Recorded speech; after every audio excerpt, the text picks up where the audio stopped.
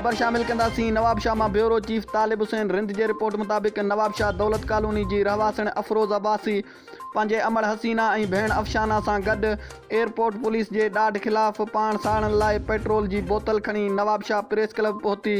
सहाफ़ियुनि खेसि सम्झाए पाण साड़ण खां बचाए वरितो। अफरोज़ अब्बासी रोअंदे ॿुधायो त नवाब शाह एयरपोर्ट पुलिस मुसलसल साणनि ज़्यादती करे रही आहे। मुसलसल घरनि में दाख़िल थी मुंहिंजी माज़ूर अमड़ हसीना समेत सभिनी घर भातियुनि खे हिरासां कंदी रहे थी।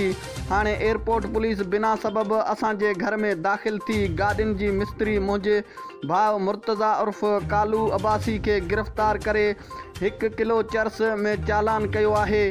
ID ऐं DIG शहीद बेनज़ीराबाद SSP खे अपील कयूं था त समूरी मामले जी जांच करे इंसाफ़ कयो वञे। जॾहिं मुंहिंजो भाउ उन्ही में मुलविस आहे त उन्ही खे सज़ा ॾिनी वञे। ॿी सूरत में बेगुनाह गिरफ़्तार कयल सां इंसाफ़ करे मुलविस पुलिस अहलकारनि ख़िलाफ़ कार्रवाई कई वञे।